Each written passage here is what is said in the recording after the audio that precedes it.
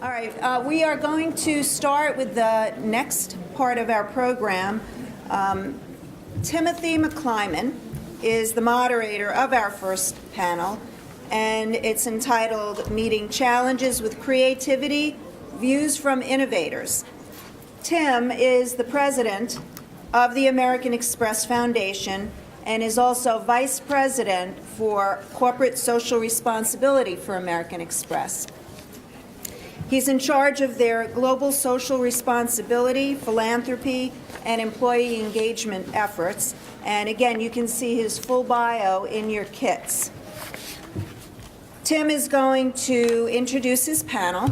We're very grateful to have him here today. And with that, I turn it over to Tim. Great. Thank you very much, Claire, and good morning to everyone. Before we get started here, before I introduce the panelists, I'd like you to just spend a moment thinking and acting out of the box here and take out your mobile devices. Usually at these kinds of meetings, you're told to put them away and turn them off and don't use them. We want you to pull them out, turn them on, use them, use the Twitter hashtag that's been established for this meeting, BBB Charity Symposium, which is a long one, it's 20 characters, so that means you only have 120 characters to tweet with. But we really encourage you to do that. Think about innovative ways that you've acted in your organizations. Be creative about this. And if your phone rings, don't worry about it. Just tell them where you are and proceed. And really like you to participate in that way, because we're not going to have a chance to answer everyone's questions. And so one of the ways that you can participate is to use that hashtag, BBB Charity Symposium. So do it now, pull it out, and think outside the box and inside the Twitter box there. Okay, so with that, I'd like to introduce our panelists very briefly. To my left, Paula Gavin, who many of you know, who is president of National Urban Fellows. To her left is David Garza, who is executive director of the Henry Street Settlement here in New York. And to his left is Avi Hanzopoulos, who is executive director of Global Kids. And again, their bios are in your packets, so we're not going to spend a lot of time on their bios, but they're terrific leaders of their organizations. They're terrific panelists. They're creative, innovative individuals working at terrific, high-producing, effective organizations. And so I'm sure they're going to have a lot to share with you this morning. So we're going to launch right into 3 or 4 questions that we'll ask the panelists, and then we'll have a lot of time to deal with your questions. So think about writing out your questions. Unfortunately, they have to be written out on paper on those cards and be passed up to us. We're not accepting tweets as questions for the moment, but maybe next year we'll do it that way. Okay, so with that, the first question is, what are the key challenges for nonprofits that you are seeing in the New York community today, and how is your organization meeting them? So what are the key challenges that you're facing today, and how are you meeting those as an organization? And we'll start with Paula. Great. Let me say thank you to all of you for being here, but more importantly, thank you for the work you do every day. It's great to be with people who share the personal mission to make a difference in the world. So today we're going to talk about creativity and innovation, and I was thinking about the fact that necessity is the mother of all invention. And I was thinking about the fact that to think out of the box, you have to have a box. So for me, the 3 key challenges that nonprofits are facing today is, number 1, mission impact. How do I make an impact? How do I make a difference? How do I effectively solve issues that are facing our nation? The second is funding.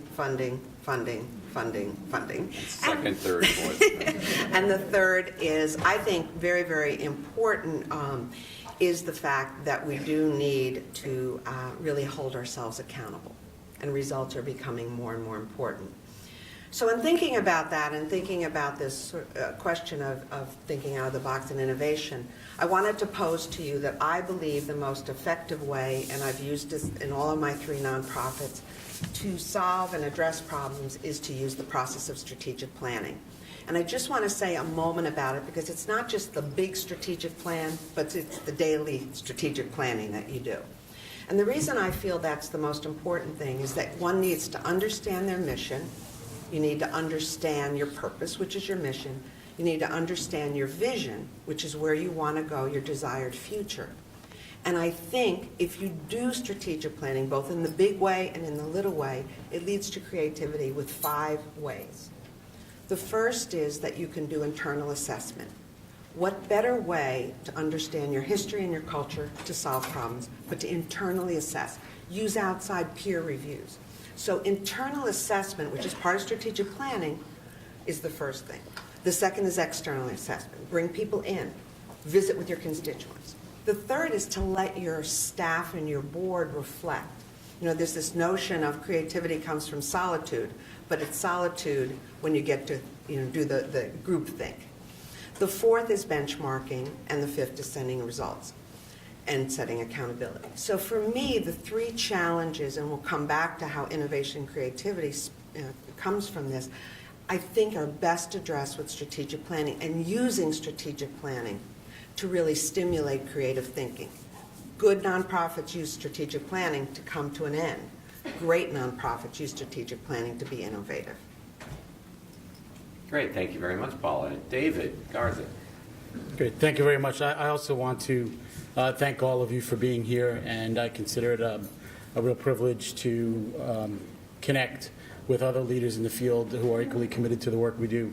I also want to thank American Express and the Better Business Bureau for convening a forum like this. And then finally, I'd just like to open up and say that I can't, for the life of me, figure out how I am on this panel, because I am the most unimaginative stick in the mud that you would ever want to meet in terms of a leader of an organization. So reflecting on that, coming from that place, I tried to match the BBB and Better Business Bureau with my vision or my approach toward managing in these challenging times.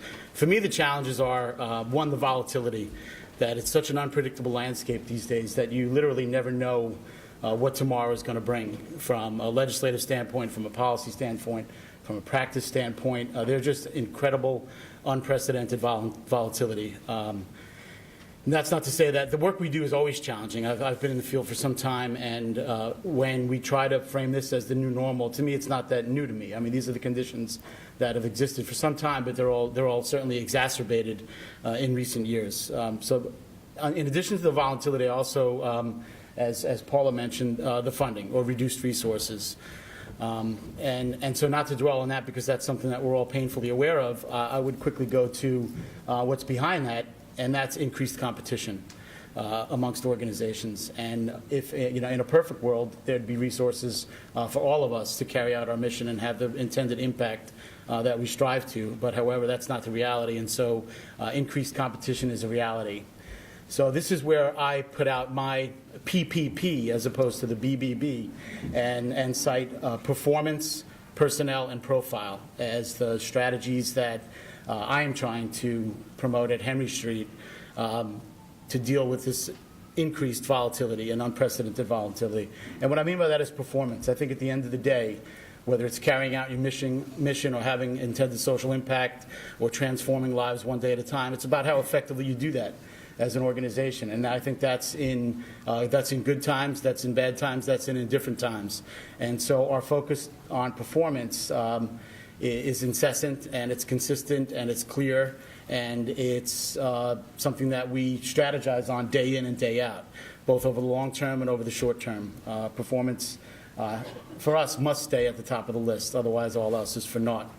The second is personnel. You cannot perform effectively if you do not invest in your people, and if you do not provide them with the development, the guidance, the coaching, and the opportunity to carry out their work effectively.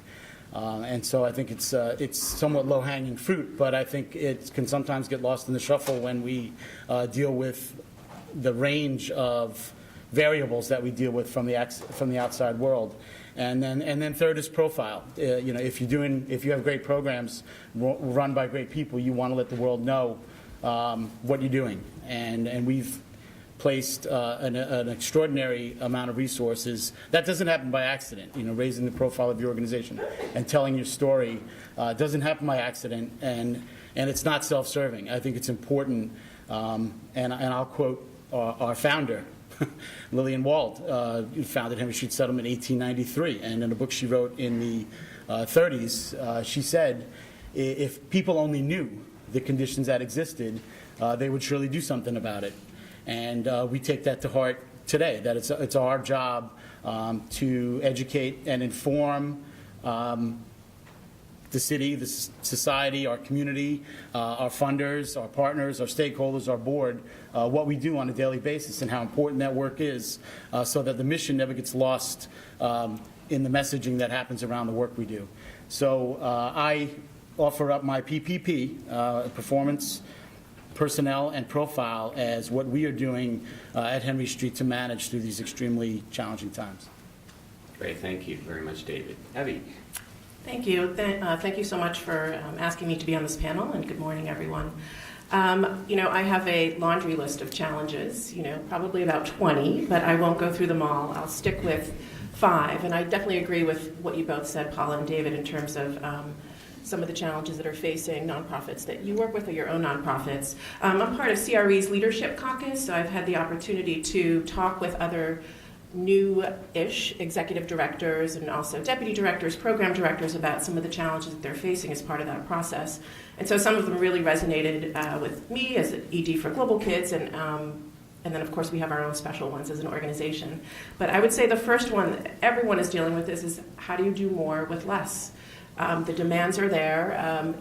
It's been a tough climate funding-wise, of course, funding, like Paula said. But the expectation is that you still need to do the job and you need to do it well. So how do you do more with less and not sacrifice program quality, but also staff morale? When people are being asked to do more and more, how do you nurture and validate people and keep them committed to the work, which everyone is when they come. When times get tough, you have to figure a way around that. I think another challenge is how do you tell your story as an organization?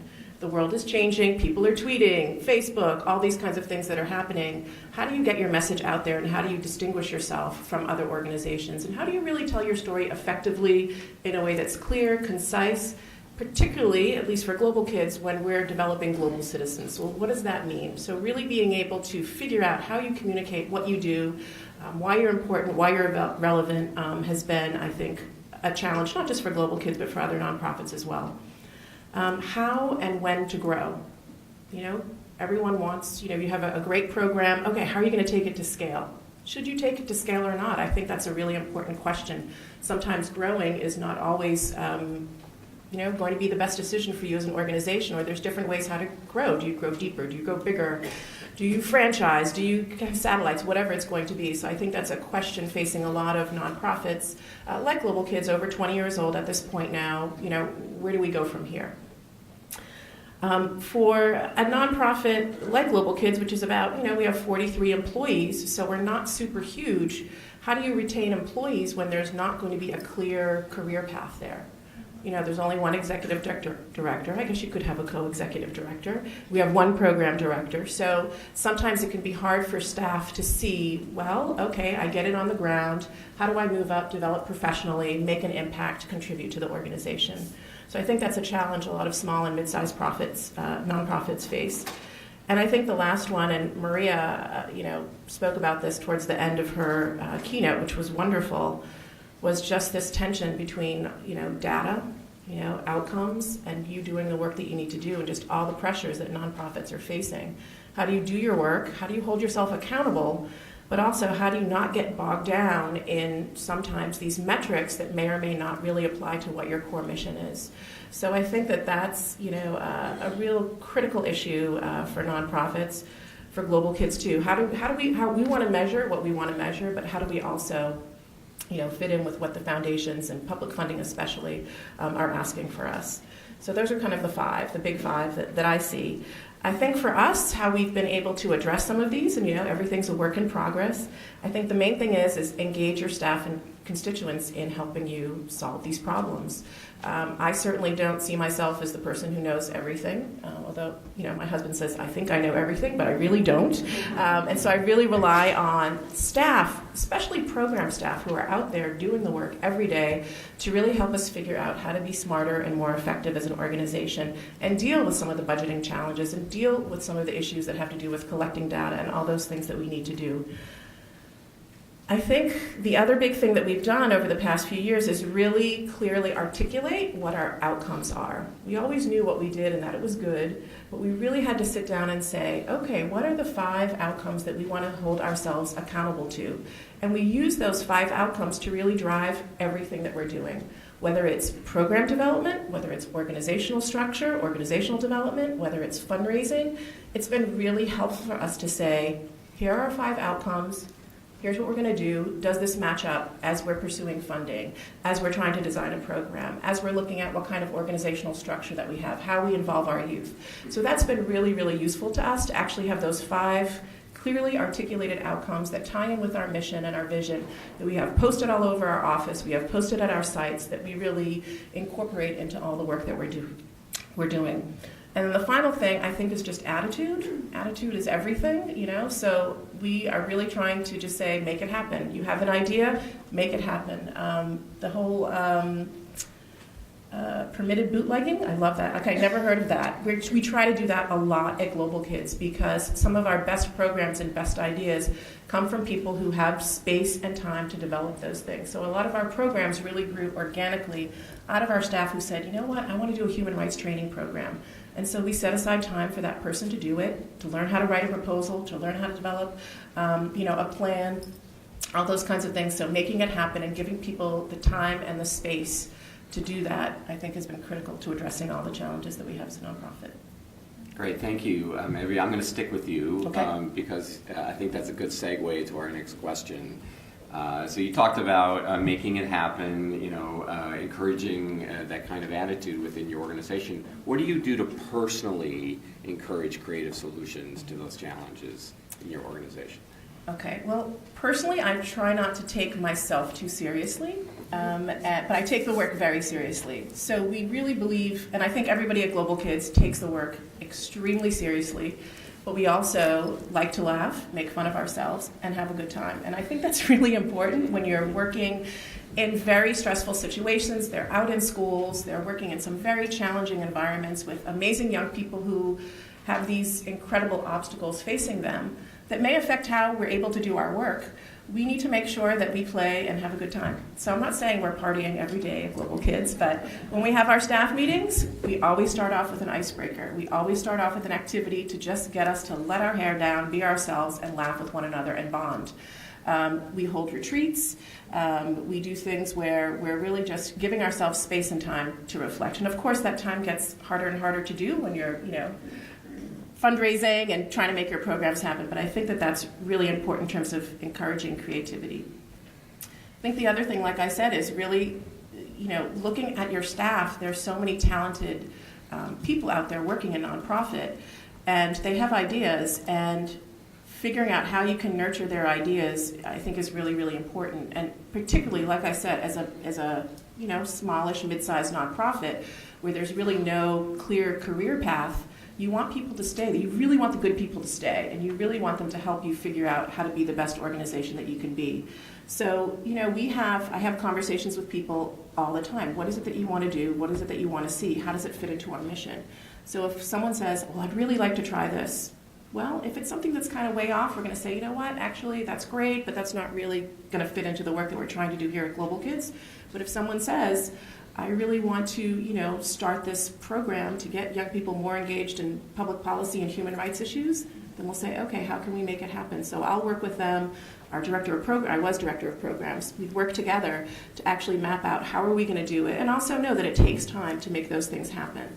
But I think that that really gets people thinking creatively in an innovative way when they feel that their ideas are valued and they see themselves as contributors. So I try and do a lot of one-on-one support, but also we're very supportive as a collective at Global Kids. And even though we've gotten bigger and it's harder and harder to kind of keep that democratic, organic flow in terms of generating ideas and empowering people, we really try and do that. And so I think those are some of the strategies that we use at Global Kids. But really making sure that we laugh, have a good time, validate and appreciate one another, I think is the biggest thing that you can do in terms of having a creative environment.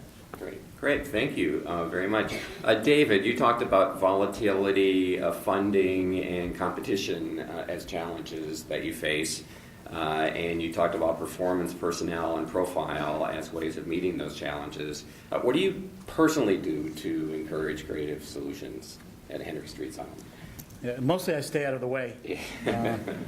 And I think, and I say it in jest, but I mean it seriously, that I think micromanagement, stifles creativity at every level. And I think that, as was mentioned, that if you don't allow your staff to contribute and feel empowered to implement new ideas and take ownership of those ideas and take some risks, you can seriously do some damage from a cultural perspective. On the flip side, though, I also think it's important to lead and to set frameworks. And I can give an example that I think is appropriate. And one of the dynamics we have at Henry Street Settlement is we are a multi-service agency that is in multiple service areas, and we can have that silo effect where one division is insulated, or all the divisions are insulated from one another. I mean, it's a common dynamic in the nonprofit sector and in the private sector and any sector with a business. And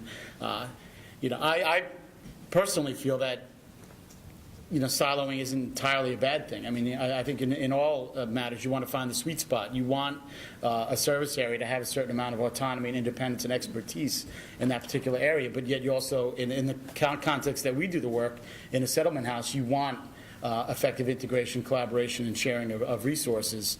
And so one of the ways that I put forth to break down silos was to hold just regular program awareness meetings on a monthly basis, where the sites would respectively host a meeting, and there were open invites to other divisions at all levels that could come. And had I imposed my original vision of what these meetings would look like, I would have sold the organization way short.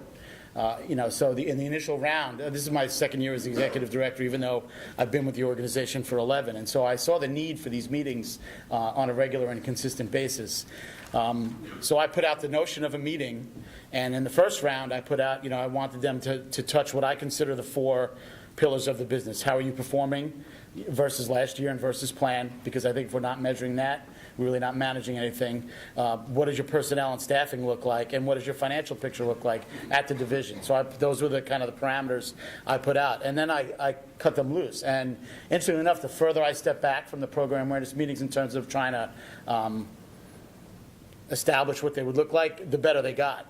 And so it just reinforced the notion of set the framework and then pull back and let the work happen creatively. And so I think in answer to the question, I try not to micromanage, but I do set framework and try to articulate expectations. Good, great. Thanks, David. Paula, you talked about mission impact, funding, and accountability as challenges, and you talked about strategic planning as one of the ways of meeting those challenges. Could you talk a little bit more about what you personally do to encourage creative solutions?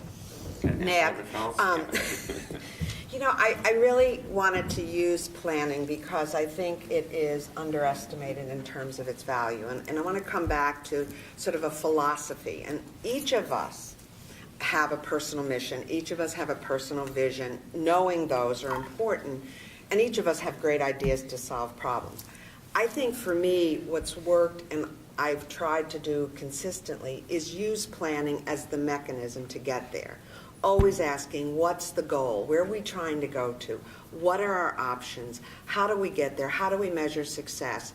And so being consistent, that my personal sort of style is being mission-driven, sort of results-oriented and people-focused, just trying to continuously use planning is that box to be a tool to stimulate creativity and solutions.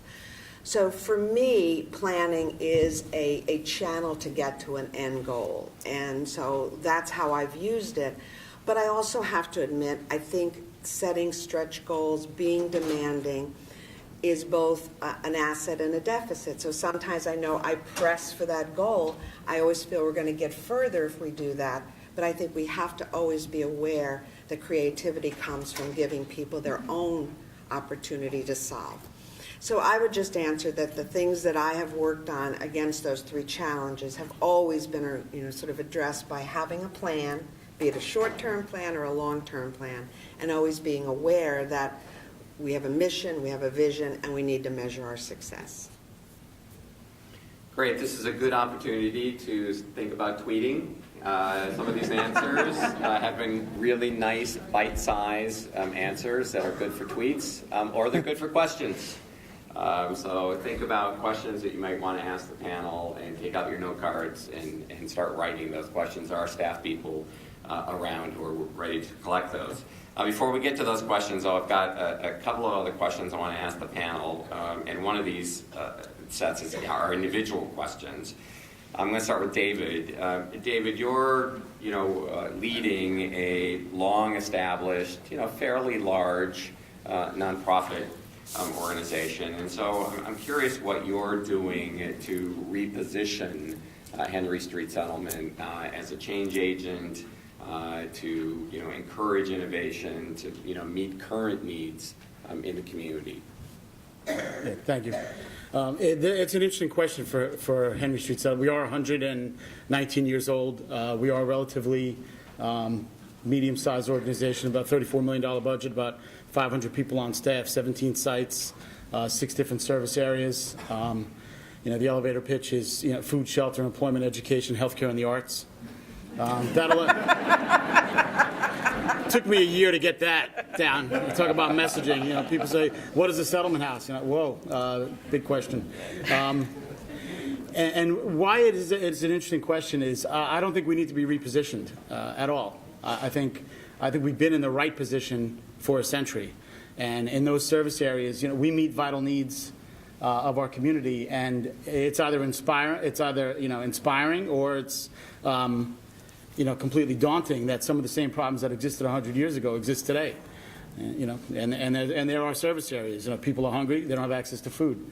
People don't have access to educational opportunities. People are unemployed. People don't have access to health care. And in a lot of low-income communities, they don't have access to the arts. And so we don't need to be repositioned. We need to be re-energized. We need to be revitalized. And we need to be refreshed. And we need to recommit to our mission. So, now, that's not to say that we don't need to deal with a different set of external variables that didn't exist 100 years ago that exist today. And I think you need to modify your position to counter some of those realities. And that is, one of our big realities.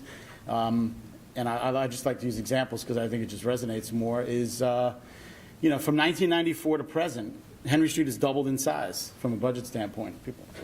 I did that when I looked at it, too. I was like, whoa. And obviously, if you look at some of the contributing factors to that, you're going to, talk about, the availability of government funding and responsiveness to certain, certain resources that are not so readily available anymore. The trend is going in the opposite direction. So, to me, it doesn't necessarily take, a rocket scientist to understand that you need to increase, decrease your dependence on government funding, increase certain components of your private funding, and talk about easier said than done in this climate. But I'm also proud to say that, in last year we had a 26% increase in private fundraising over the year before, and this year we're 10% ahead of last year, and it doesn't come by accident. It comes with an intense allocation of resources, sometimes counterintuitive. Some of these notes that I wrote down and was creative, counterintuitive. I tried to make a word, it didn't work. Creative, counterintuitivity. And, less resources, add positions. That's one of the first things I did. And talk about, getting your board to see what's possible instead of what's expected. I went and advocated to add 2 positions to our administrative infrastructure in the area of volunteers and advocacy, because I'm a firm believer in if you don't resource something, you don't get the functionality. And so we doubled the capacity of our volunteer department. We added a coordinator of advocacy and community relations, and now I'm evaluating the return on investment. And the return on investment has been I won't say it's significant, but it's headed in the right direction. And so,